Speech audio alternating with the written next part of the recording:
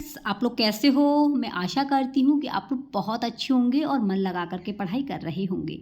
तो मित्रों, आपके लिए वीडियो बहुत ही महत्वपूर्ण है। इससे पहले की क्लास अगर आपने नहीं देखी है, जिन मित्रों को संस्कृत से डर लगता है, तो आप लोग इन क्लासों को देख करके संस्कृत में अच्छे नंबर लेके आ सकते हैं। तो संस्कृत के पद्यांश को आप कैसे हल करेंगे, कैसे नंबर लेके आएंगे, ये सारी जानकारी आप इस वीडियो के अंदर देखेंगे। तो मित्रों, पद्यांश और आपका गद्यांश इससे पहले मैंने करा दिए हैं, तो आप लोग देख लेना। इसमें आप समझेंगे कि आखिर में पद्यांश से हम प्रश्नों के आंसर कैसे दें। तो वीडियो को बड़े ध्यान से देखना है और अपने मित्रों को शेयर करना है जिनको संस्कृत से डर लगता है। और हाँ मित्रों, आपको पता है आपकी परीक्षा है 21 जनवरी को, ठीक है? तो आपको बिल्कुल भी घबराना नहीं है, अच्छे से तैयारी कीजिए और आप अच्छे सोचेंगे तो मुझे पूरा विश्वास है कि आपका सीटेट निकल जाएगा। तो हम बात कर रहे हैं आपके पद्यांश की। पहले तो बात करेंगे पद्यांश कहते किसे हैं। देखिए, पद्यांश वह है जैसे कविता हुई, श्लोक हुए, जिनको हम गा सकते हैं, वही आपके पद्यांश कहलाते हैं। ये सोचिए कि आपकी परीक्षा है और परीक्षा में इस तरीके का आपका पद्यांश है, आप इसे कैसे हल करेंगे तो ये जानेंगे आप इस वीडियो के अंदर। निर्देश दिया हुआ है, अधोलिखितम श्लोकम पठित्वा तदाधारितः विकल्पात्तरम समुचितम उत्तरम चित्वा लिखत। यानी कि नीचे लिखा हुआ जो श्लोक है उसे पढ़िए और उसके बाद में विकल्प से उत्तर को ठीक से चुन करके दीजिए। आपके प्रश्नों को पढ़ना है, ठीक है, और पढ़ के उसको उत्तर देना है। तो इसमें दिया गया है, नास्ति विद्या समम चक्षु, नास्ति सत्यमम तपः, नास्ति राग समयम दुखम, नास्ति त्याग समम सुखम, न तथा शीतल सलिलम, न चंदन रसो, न शीतला छाया। प्रहलाद यति च पुरुषम यथा मधुभाषिणी वाणी, अनुद्वेगकरम वाक्यम, सत्यम प्रियहितम च यत्, स्वाध्याभ्यासनम चैव, वाङ्मय तप उच्यते। अब आप पे संस्कृत नहीं आती है तो देखिए, सबसे पहले चाहे आती हो चाहे नहीं आती है, आपको ये नहीं पढ़ना है, सीधे आपको प्रश्न देखने हैं। प्रश्न क्या पूछ रहा है? ये प्रश्न दिए गए हैं, केन समम तपः न अस्ति, किसके समान तप नहीं है। अनुद्वेग करमी इति कत्र कस्य विशेषणम अस्ति, कस्मिन् पदे दीर्घ संधि अस्ति, नज तत्पुरुष समासस्य उदाहरणं किं, मनुष्यं किं प्रहदादीयति, नास्ति विद्या समम चक्षु इति वाक्यस्य समानार्थं वाक्यं किम्, कोऽपि छात्रानुकरणापेक्षया मूल रूपेण रचनात्मक लेखनम लिखति इदम किम कथ्यते। तो इस तरीके से मित्रों, आपके गद्यांश और पद्यांश के कुल मिलाकर के 15 प्रश्न आएंगे और 15 प्रश्न आते हैं आपके शिक्षा शास्त्र के। तो शिक्षा शास्त्र के प्रश्नों को आप कैसे हल करेंगे, इसकी मैंने वीडियो कंप्लीट बना दी है, टैग वर्ड की वीडियो बना दी है। आप लोग एक बार उन क्लासों को खोल के देखिए, आप संस्कृत में अच्छा अचीव करोगे।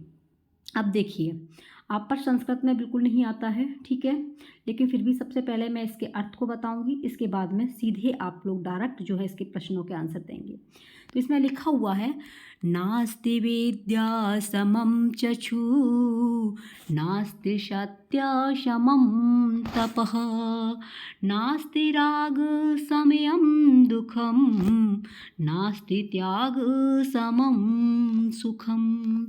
तो इसका अर्थ है कि विद्या के समान कोई नेत्र नहीं है, ठीक है। नास्ति मान नहीं है, विद्या माने विद्या, समम माने समान, चक्षु माने नेत्र या आँखें। विद्या के समान कोई नेत्र नहीं है। नास्ति सत्यम समम तपः, सत्य के समान कोई तप नहीं है, सत्य के समान कोई तप नहीं है। नास्ति राग समयम दुखम, राग से बड़ा कोई दुख नहीं है, राग से बड़ा कोई दुख नहीं है। नास्ति त्याग समम सुखम, और त्याग के बड़ा कोई सुख नहीं है, त्याग के समान कोई सुख नहीं है, ठीक है। नेक्स्ट दिया गया है, न तथा शीतल सलिलम, न चंदन रसो, न शीतला छाया, प्रहलादयति च पुरुषम यथा मधुर भाषिणी व्याड़ी। देखिए, शीतल सलिल, हवा के समान कोई शीतल नहीं है। न चंदन रसो, न शीतला छाया, चंदन के समान कोई शीतल छाया नहीं है। प्रहलाद के समान कोई पुरुष नहीं है। यथा मधुर भाषणी वाणी, और मधुर भाषण के बिना मधुर वाणी के समान कोई भी वाणी नहीं है। नेक्स्ट दिया गया है अनुद्वेग करणम वाक्यम सत्यम प्रियहितं च यत् स्वाध्यायाभ्यासनं चैव वाङ्मयं तप उच्यते। ये क्या है आपका काव्यांश। काव्यांश को हम लयबद्ध तरीके से पढ़ सकते हैं। तो इसका है जो भाषण उद्वेग उत्पन्न करने वाला नहीं है, ये उद्वेग हो गया, वाक्य माने भाषण। जो भाषण उद्वेग उत्पन्न करने वाला नहीं है, सत्य प्रियम च यत्, जो प्रिय हितकारक और सत्य नहीं है, स्वाध्याभ्यासनम चैव, तथा वेदों का स्वाध्याय यानी कि अपने आप से अध्ययन यानी अभ्यास वाणी का जो वेदों का अभ्यास वाणी का तप कहलाता है, वांग्मय तप उच्यते। जो इसके बाद दोबारा से देख लीजिए सत्य, यहाँ से अनुद्वेग का वाक्य, जो भाषण उद्वेग उत्पन्न करने वाला नहीं है, सत्य प्रियम चयत, जो प्रिय हितकारक और सत्य है, जो प्रिय हितकारक और सत्य है, तथा वेदों का स्वाध्याय शनम चैव, तथा वेदों का स्वाध्याय अभ्यास वाणी का वांग्मय तप उच्यते, वाणी का तप कहलाता है। आई होप मित्रों कि आपके ये संस्कृत से हिंदी समझ में आ गई होगी। अब देखते फटाफट से आप लोग आंसर देंगे। केन तपः केन समन तपः नास्ति, किसके समान तप नहीं है। तो यहाँ पे देख लीजिए फटाफट से ये दिया गया है केन, ये रहा देखिए, नास्ति सत्यम सबम। ठीक है, ये प्रश्न में आप पे बिल्कुल नहीं आती है, तो यहाँ पे तप दिया गया है तो पूछा गया है, तो सत्य समम आ गया। जिस लाइन में जो दिख रहा है वो मार दीजिए। तो इसमें आपको सत्येन है ना, ए ऑप्शन अगर आपने चुना है तो आंसर बिल्कुल सही है। अगला दिया गया है अनुद्वेग कर्म इति अत्र कस्य विशेषणम अस्ति, यानी अनुद्वेग कर्म में इति ऐसा किस विशेषण का सत्य है। तो ये अनुद्वेग कर्म जो दिया गया है ये यहाँ पे दिया गया है, आप लोग देख सकते हैं वाक्यम दिया गया है ना, यहीं पर आपको दिख रहा है वाक्यम। तो जहाँ भी आपको वाक्यम दिख रहा है तो फटाफट से मार दीजिए, ये दिया गया है वाक्यस्य। ठीक है, सी ऑप्शन बिल्कुल सही है। अगला है कस्मिन् पदे दीर्घ संधि अस्ति, किस पद में दीर्घ संधि है। तो ये आपका व्याकरण का है। तो देखिए संधि, दो वर्णों के मेल को क्या कहेंगे, संधि। जहाँ वर्ण आपस में मिल जाते हैं वो आपकी संधि होती है।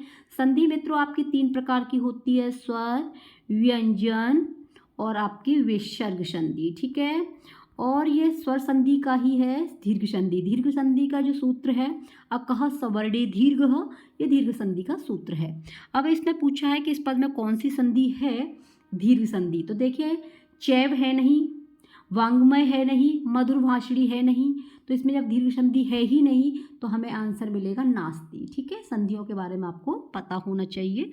इसमें जो व्याकरण आती है वो ज़्यादा नहीं आती, सिर्फ पैराग्राफ के अंदर से ही आ जाती है।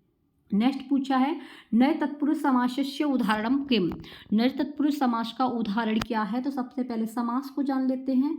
समास कहते हैं मित्रों 2 पदों के मेल को। ठीक है, जहाँ 2 पद आपस में, 2 वाक्य आपस में मिलते हैं वहाँ पर समास होते हैं। समास की ट्रिक है अब तक दादा, अब तक दादा, अ से अव्ययभाव समास, ब से बहुब्रीहि, त से तत्पुरुष, क से कर्मधारय, द से द्वंद्व और 10 से द्विगु। इस प्रकार समास आपके 6 प्रकार के होते हैं। तो इसमें पूछा है नज का, तो नज है आपका अनुद्वेग कर्म। ठीक है, तो बी ऑप्शन बिल्कुल सही है। अगला है मनुष्य किम प्रह्लादयाति, तो मनुष्य किम, देखो यहाँ पर आपको दिया गया है, आप लोग एक बार पैराग्राफ देख सकते हैं, ये रहा प्रह्लादयाति पुरुषः मधुर भाषणी है ना। तो जहाँ भी आपको मधुर भाषणी दिखता है तो फटाफट से मार दीजिए, ये रहा मधुर वाणी या भाषणी, डी ऑप्शन बिल्कुल सही है। तो ये हैं आपके मोस्ट इम्पोर्टेंट जो आप लोग आराम से कर सकते हैं।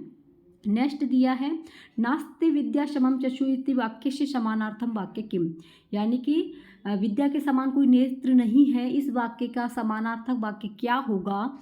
तो ये हितम मनोहारिच्य दुर्लभम, ये तो हो नहीं सकता है। अपूर्व को अपि कोशोयम, ये भी नहीं है। सर्वस्य लोचनम शास्त्रम, सभी शास्त्रों का जो है नेत्र है। ठीक है, सर्वस्य लोचनम शास्त्रम, आँख जो होता है नेत्र, सभी शास्त्रों का नेत्र है। ठीक है, सभी शास्त्रों का क्या है नेत्र, ये बिल्कुल सही बैठ रहा है, इसका से सी ऑप्शन सही है। ये दिए हैं आपके, यानी कि ये प्रश्न जो हैं ये आपके आएंगे, ये आपके उसमें से दिए गए हैं पेडागोगी में से, जो मैंने आपको करा दी है। नहीं देखी है क्लास तो अवश्य देखना। ये दिया गया है क्वपि छात्रा अनुकरणापेक्षया मूल रूपेण रचनात्मक लेखनम लिखती। कोई छात्र है वो अनुकरण करने की अपेक्षा मूल रूप से रचनात्मक लेखन लिखता है, ठीक है, अनुकरण नहीं करता है, वो मूल रूप से रचनात्मक कार्य करता है, तो इसे क्या कहेंगे? तो भैया सृजनात्मक अगर आपने लगाया है तो बिल्कुल सही है, सृजनात्मक लेखनम, ठीक है। नेक्स्ट क्वेश्चन है अधिगमनांतर्गत विभिन्न क्षेत्रेषु किम क्षेत्रम उच्च स्तरीय चिंतन संबंधम। अधिगम के समय विभिन्न क्षेत्रों में कैसा उच्च स्तरीय चिंतन ठीक है? तो आपको बिल्कुल दिखाई दे रहा होगा स्मरण अवबोधनम, ये सब कुछ नहीं, मूल्यांकनम दिया गया है, सी ऑप्शन। अगला है साहित्य शिक्षणे किम सर्वाधिक महत्वपूर्ण। साहित्य शिक्षण में क्या सर्वाधिक महत्वपूर्ण है? तो साहित्य के समय पे पाठस्य संदर्भ, ये मैं टैग वर्ड की सहायता से आपको बताए हैं, आराम से आप लोग कर सकते हैं। टैग वर्ड को अवश्य देख लेना, क्लास जो आपकी डिस्क्रिप्शन में लिंक मिल जाएगी, एग्जाम से पहले अवश्य देखना, संस्कृत में आप अच्छे नंबर लेके आएंगे, ठीक है। अगला क्वेश्चन है शब्दार्थ ज्ञानार्थ किम समुपयुक्तम। जो शब्द और अर्थ के ज्ञान को ठीक तरीका से प्रयुक्त करे वो क्या है?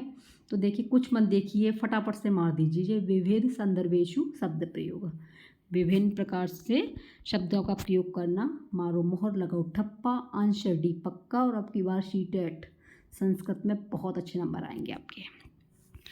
और अगला क्वेश्चन है व्याकरण शिक्षणार्थ किम सर्वाधिक महत्वपूर्ण।